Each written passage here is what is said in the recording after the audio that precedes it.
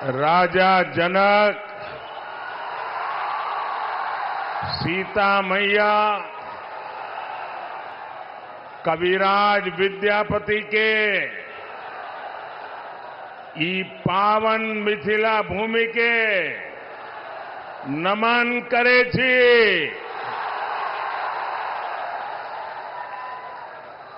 मैं दरभंगा की धरती से स्वर्गीय महाराजा कामेश्वर सिंह जी को भी प्रणाम करता हूं। एक तो मिथिला की ये पुण्य भूमि और दूसरा आप जनता जनार्दन का आशीर्वाद।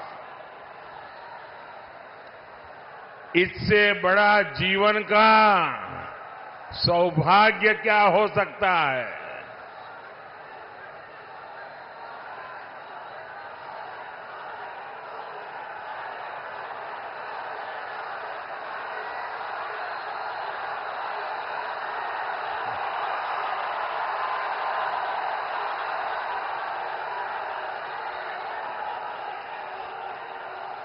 आप वो मोदी को कितना नचाओगे?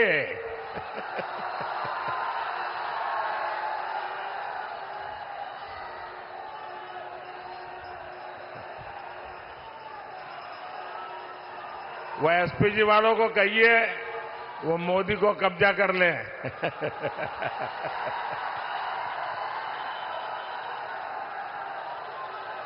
लेकिन बढ़िया बना के लाए हो आप।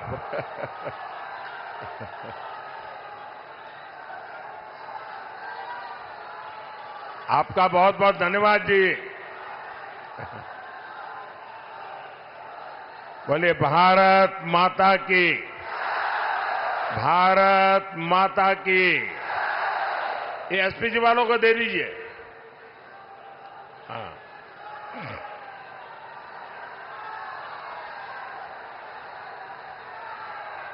जय श्री राम, जय श्री राम। मैं आप सभी को अयोध्या में राम मंदिर के निर्माण की बहुत बहुत बधाई देता हूं।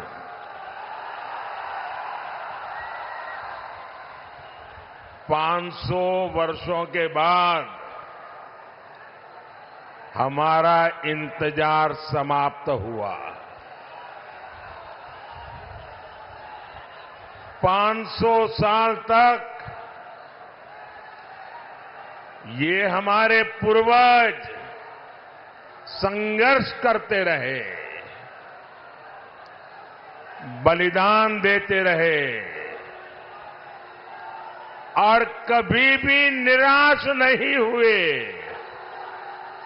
हमारे पूर्वजों को पता था कभी न कोई बेटा पैदा होगा, कभी तो कोई बेटा पैदा होगा जो 500 साल के इंतजार को परिपूर्ण करके भगवान राम मंदिर।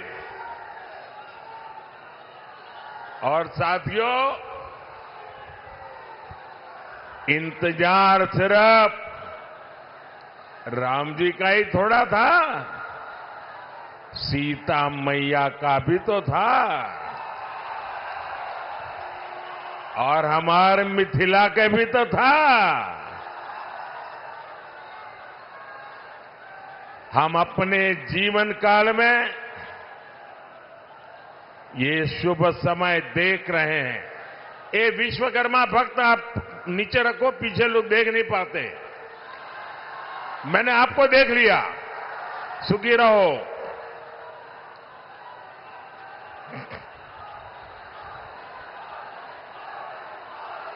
ये शुभ समय ये हमारे लिए बहुत बड़ी बात है। साथियों, जब अयोध्या में रामलला की प्राण प्रतिष्ठा हो रही थी, तब मैंने कहा था कि अब भारत आने वाले 1000 साल का भविष्य लिखेगा। कई बार इतिहास की एकाध घटना भी कई शताब्दियों का भाग्य तय कर देती है।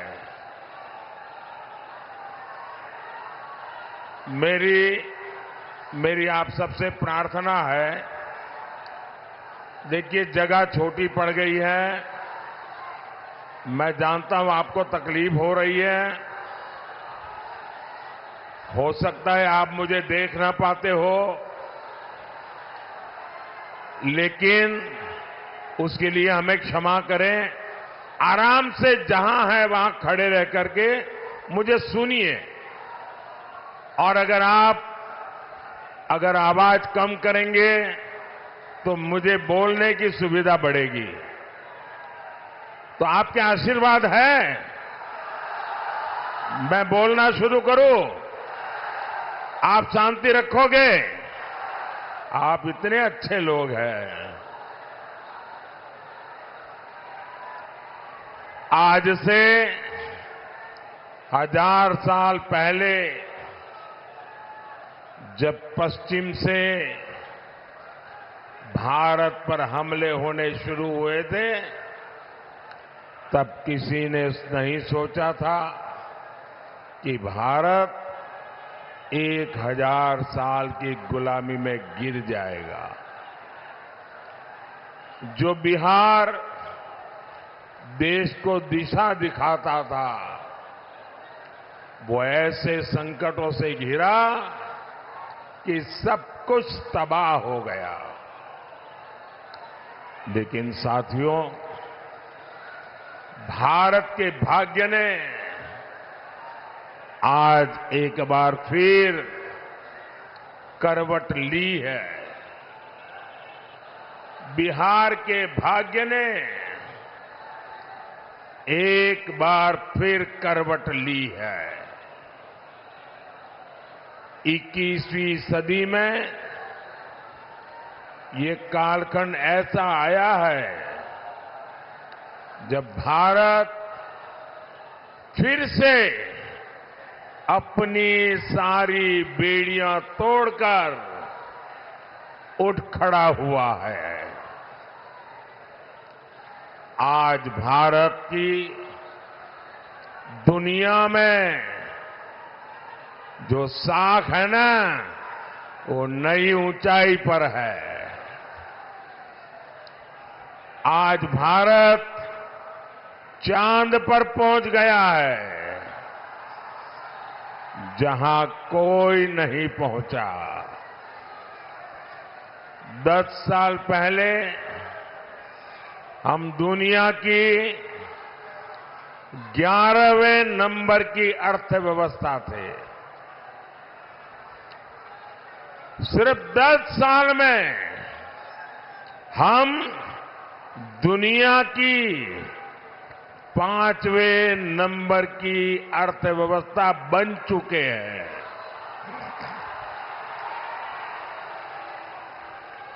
आपको कोरोना का समय याद होगा। 100 साल का इतना बड़ा संकट आया था। पूरी दुनिया सोचती थी भारत तो गया, भारत तो बर्बाद हो जाएगा, दुनिया भी बर्बाद करेगा। सब सोच रहे थे कि अब क्या होगा, लेकिन उस समय भारत ने दिखाया कि भारत का सामर्थ्य क्या होता है। भारत उस संकट से निकला, दुनिया को भी राह दिखाई, लेकिन साथियों,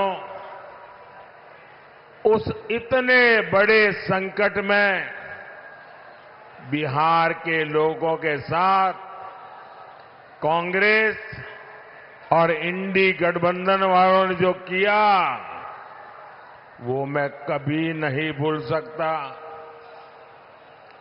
दिल्ली में इंडी गठबंधन की सरकार थी, महाराष्ट्र में इंडी गठबंधन की सरकार थी और इन लोगों ने बिहार के लोगों को उस संकट काल में वहां से साजिश करके भगा दिया, वापस भेज दिया था। मेरे बिहार के नौजवानों को, मेरे बिहार की बेटियों को दिल्ली से इंडी गठबंधन की सरकार वालों ने भगाया था। महाराष्ट्र से इंडी गठबंधन वालों ने, सरकार ने भगाया था।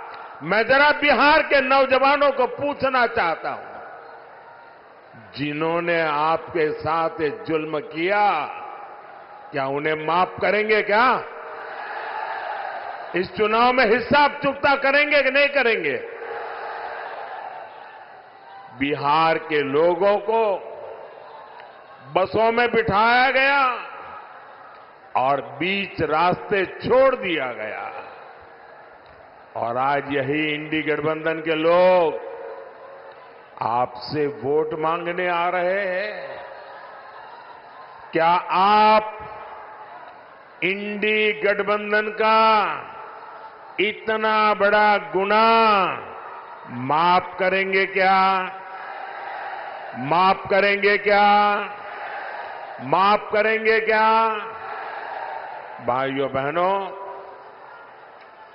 मैंने इस चुनाव में अगले 5 साल के लिए विकास का रोड मैप दिया है। मैंने 25 साल का विजन देश के सामने रखा है, लेकिन ये भी जरूरी है हम अतीत का भी ध्यान रखें। जैसे एक शहजादे दिल्ली में है, वैसे ही एक शहजादे पटना में भी है। एक शहजादे ने बचपन से पूरे देश को और दूसरे शहजादे ने पूरे बिहार को अपनी जागीर समझा है। इन दोनों शहजादों के रिपोर्ट कार्ड एक जैसे ही हैं। इनके रिपोर्ट कार्ड में सिवाय घोटालों और बेलगाम कानून व्यवस्था के सिवाय कुछ भी नहीं है। याद कीजिए कैसे बिहार में अपहरण उद्योग चलता था, कैसे बड़े बड़े घोटालों से बिहार के खजाने को लूटा जाता था, कैसे शाम होते ही हमारी बहन बेटियां घर से निकलने में डरती थी, कैसे नौकरी देने के पहले जमीन लिखवा ली जाती थी। साथियों, आज नीतीश जी के नेतृत्व में एनडीए सरकार बिहार के विकास के लिए दिन रात काम कर रहा है। हमारी प्रेरणा कर्पूरी ठाकुर है, जिन्हें कुछ समय पहले भारत रत्न देने का सौभाग्य हमें मिला है। पिछले 10 साल में बिहार में हमने 40 लाख गरीबों को पक्के घर दिए हैं, करीब 1.25 करोड़ गैस कनेक्शन दिए हैं। आज गरीबों को मुफ्त राशन, मुफ्त इलाज मिल रहा है। और अब मोदी ने ये भी तय किया है कि आपके परिवार में, बिहार में कोई भी 70 साल की ऊपर के बुजुर्ग होंगे तो अब उनके संतानों को उनकी बीमारी में इलाज का खर्चा नहीं उठाना पड़ेगा। अब ये खर्चा दिल्ली में आपका ये बेटा उठाएगा।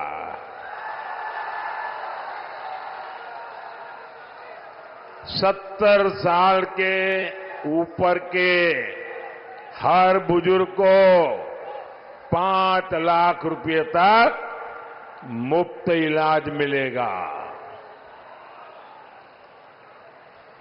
मेरे बिहार के साथियों, मेरे दरभंगा के साथियों, मेरा एक काम करोगे? जरा हाथ ऊपर करके बताइए, करोगे? पक्का करोगे? देखिए, काम करना। जब आए भी इन दिनों गांव-गांव जाते होंगे, मोहल्ले में जाते होंगे, छोटी छोटी बस्तियों में जाते होंगे, अगर वहां पर कोई परिवार ऐसे आपके ध्यान में आ जाए जिनको अभी पक्का घर मिलना बाकी है, गैस का कनेक्शन मिलना बाकी है, नल से जल का कनेक्शन बाकी है, आयुष्मान का कार्ड नहीं पहुंचा है, तो उनको कह देना कि मोदी जी की गारंटी है 4 जून के बाद, नई सरकार बनने के बाद हम 3 करोड़ नए घर बनाने वाले हैं।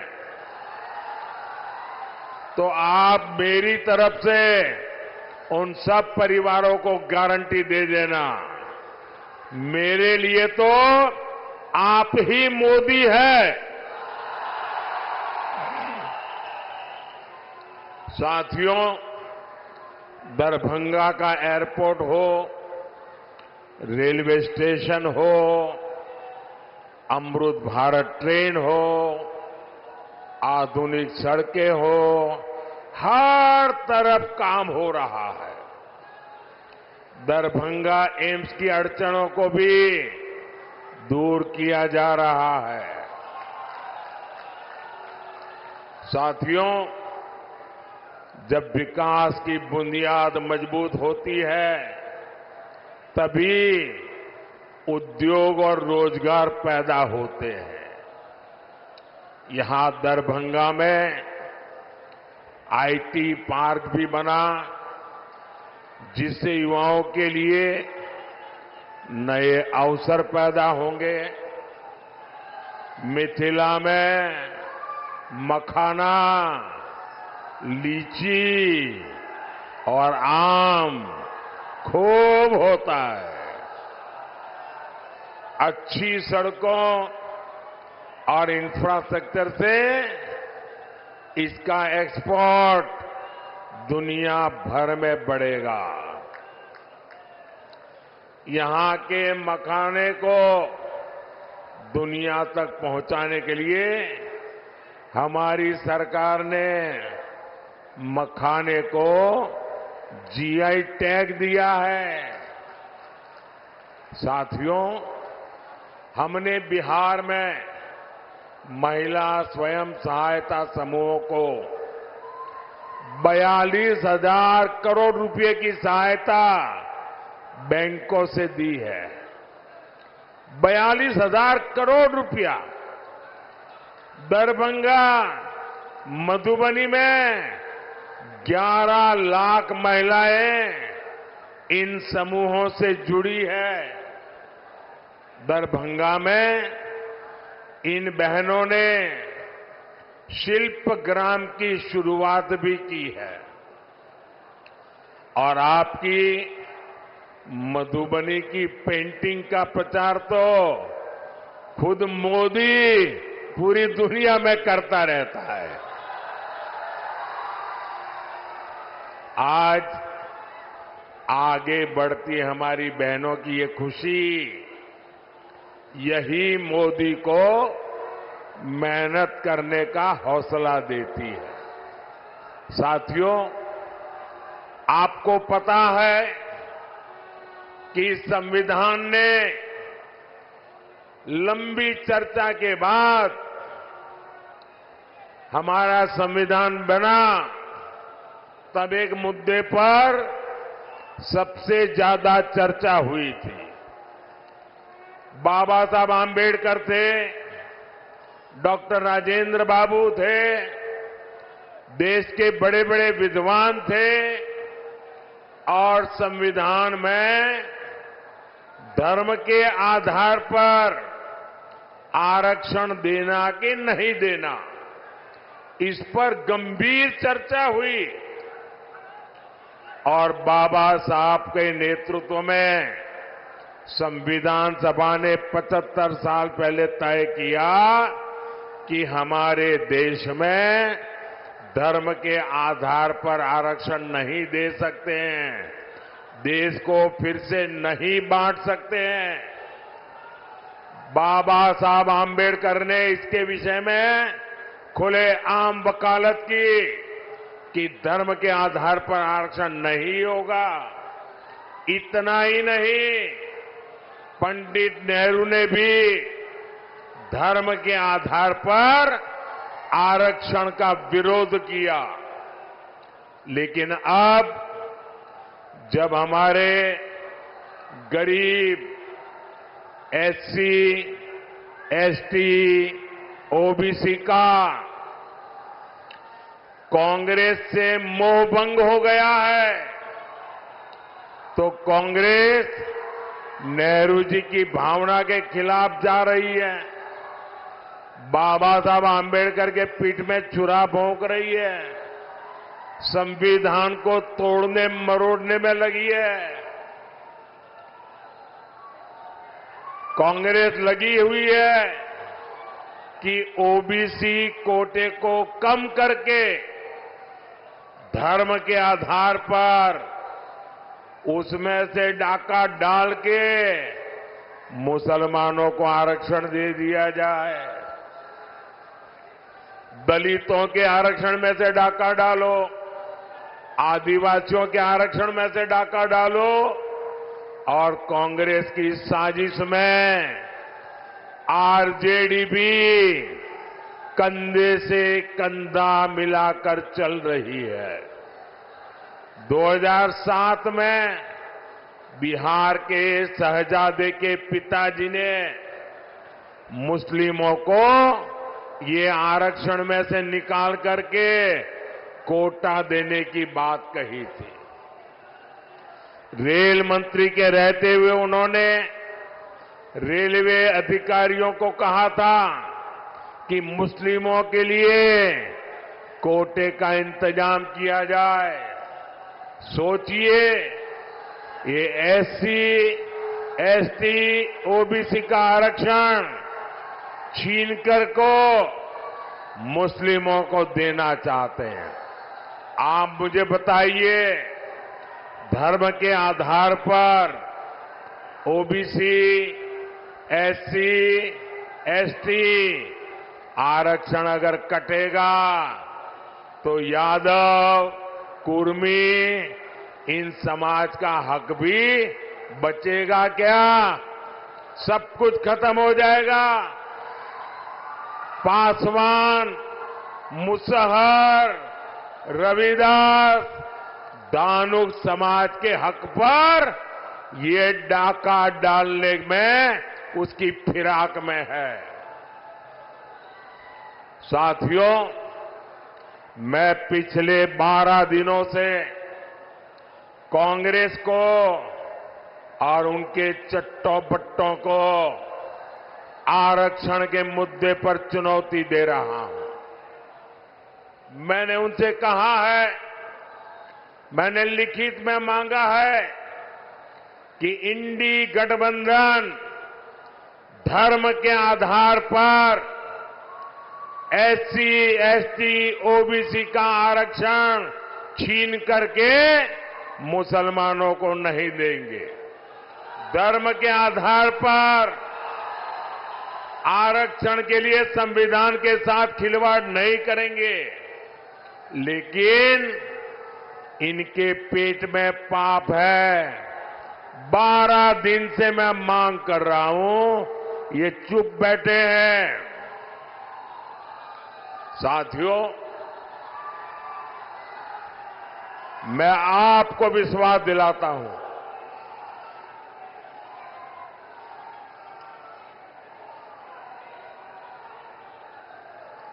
मैं आपको विश्वास दिलाता हूं, जब तक मोदी जिंदा है, जब तक मोदी जिंदा है, एससी, एसटी, ओबीसी के आरक्षण पर कभी भी मैं खिलवाड़ नहीं करने दूंगा। साथियों, मैंने जब से कांग्रेस, आरजेडी के इरादों को बेनकाब किया है, तो ये लोग बौखला गए हैं। अब आरजेडी ने ये गिनना शुरू कर दिया है कि सेना में कौन हिंदू है, कौन मुसलमान है। यही इनका असली चेहरा है। ये लोग समाज को बांटने के लिए, देश की एकता तोड़ने के लिए कुछ भी कर सकते हैं। मां भारती की रक्षा के लिए जो सीने पर गोली खाता है, वो पहले भारतीय होता है। और ये आरजेडी के लोग उसे हिंदू मुसलमान की नजर से देखते हैं। मैं जरा हिंदू मुसलमान का बंटवारा करने वालों को पूछना चाहता हूं, क्या अब्दुल हमीद जी को हम इस शर्त इसलिए याद करते हैं क्योंकि वो मुसलमान थे?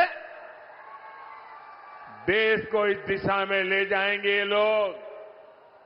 यही लोग सर्जिकल स्ट्राइक पर सवाल उठाते हैं, एयर स्ट्राइक पर सवाल उठाते हैं। यही लोग आर्मी चीफ को गाली देते हैं। आखिर किसको खुश करने के लिए किसके इशारे पर ये बोला जाता है? देश सब देख रहा है, जनता है, सब कुछ जानती है। देशवासी सब देख रहे हैं। साथियों, आरजेडी का इतिहास सामाजिक न्याय का मुखौटा लगाकर हमेशा तुष्टीकरण करने का रहा है। जब गोधरा में कार सेवकों को जिंदा जलाया गया था, तब रेल मंत्री ये शाहजादे के बेटे थे जो सजा काट रहे हैं और जमानत पे घूम रहे हैं। उन्होंने दोषियों को बचाने के लिए सुप्रीम कोर्ट के एक जज की कमेटी बनाई, बेनराजी कमेटी। सोनिया बहन का राज था ना, और इसलिए उन्होंने बेनराजी कमेटी बनाई थी। वो जज का नाम बेनर्जी था, तो लोग बेनराजी बोलते थे। और उससे ऐसा रिपोर्ट लिखवाया कि 60 कार सेवकों को जलाने वाले निर्दोष छूट जाए। लेकिन ये रेल मंत्री जो अभी जेल में जिंदगी गुजारने के लिए मजबूर है, जमानत पे घूम रहे हैं, अदालत ने उनके इस रिपोर्ट को कूड़े कचरे में फेंक दिया और उन सबको सजा सुनाई, फांसी तक की सजा हो गई। पूरी दुनिया को पता था कि कार सेवकों को जिंदा जलाया गया था, लेकिन तब फर्जी जांच रिपोर्ट बनवाकर कार सेवकों पर ही दोष मढ़ने की साजिश रची गई थी। यही इनका इतिहास है, यही इनकी सच्चाई है। साथियों, हमें बिहार को लालटेन के दौर में वापिस नहीं जाने देना है। अभी आपको पता होगा, ये शहजादे दिल्ली वाले एक नई बात लेके आए हैं। आप मुझे बताइए भाइयों बहनों, हमारे परिवार में जो माता पिता होते हैं वो मेहनत करके कुछ न कुछ बचत करते हैं कि नहीं करते हैं? कुछ न कुछ बचाते हैं। उनके मन में रहता है कि एक छोटा सा घर बना दूं, बच्चों को काम आ जाएगा। एक छोटी सी गाड़ी ला दूं, बच्चों को काम आएगी। खेत खरीद के रखो, बच्चों को काम आएगा। हर मां बाप के मन में ये इच्छा रहती है कि वो अपने मरने के बाद बच्चों को कुछ न कुछ देकर के जाए। हर मां बाप की इच्छा रहती है।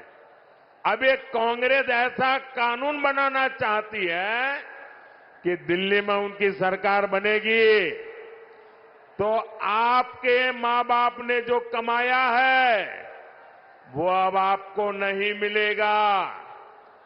आपके पिताजी अपना 10 एकड़ का खेत होगा तो आपको नहीं दे पाएंगे। 2 घर है तो नहीं दे पाएंगे। आधा ये इनकी सरकार छीन लेगी। 55% विरासत पर टैक्स लगाने का ये फतवा लेकर के आना चाहते हैं। क्या आपकी मेहनत की कमाई किसी सरकार को लूटने देंगे? किसी सरकार को लूटने देंगे? ये कांग्रेस वालों को लूटने देंगे? ये आरजेडी वालों को लूटने देंगे? और इसलिए भाइयों बहनों, आपका भविष्य बचाने के लिए, आपके बच्चों का भविष्य बनाने के लिए 7 मई को जंजारपुर में जेडीयू से प्रत्याशी श्री रामप्रीत मंडल जी आए हैं। 13 मई को दरभंगा में बीजेपी से श्री गोपाल ठाकुर जी और समस्तीपुर से एलजेपी की हमारी बेटी श्रीमती सांभवी चौधरी जी, पूरे हिंदुस्तान की सबसे छोटी उम्र की बेटी चुनाव लड़ रही है। आप सब आशीर्वाद दीजिए। ये हमारी बेटी तो जीतनी ही चाहिए। 20 मई को मधुबनी में बीजेपी के श्री अशोक कुमार यादव जी को, ये हमारे इन सभी साथियों को भारी संख्या में वोट दीजिए। और जब आप उनको वोट देंगे ना, तो ये वोट सीधा सीधा मोदी के खाते में जाएगा। मोदी को मजबूती मिलेगी और मोदी मजबूती से आपकी 5 साल और सेवा करेगा। तो घर घर जाएंगे, ज्यादा से ज्यादा मतदान करवाएंगे। पहले मतदान फिर जलपान, ये पक्का करेंगे। अच्छा, मेरा एक काम करेंगे, जरा हाथ ऊपर करके बताइए, करेंगे? मेरा काम करेंगे। यहां से जाने के बाद हर घर जाना, घर घर जाकर के कहना कि अपने मोदी जी दरभंगा आए थे और मोदी जी ने आपको प्रणाम कहा है। मेरा प्रणाम पहुंचाएंगे, घर घर मेरा प्रणाम पहुंचाएंगे। बोलिए भारत माता की, भारत माता की, भारत माता की। बहुत बहुत धन्यवाद।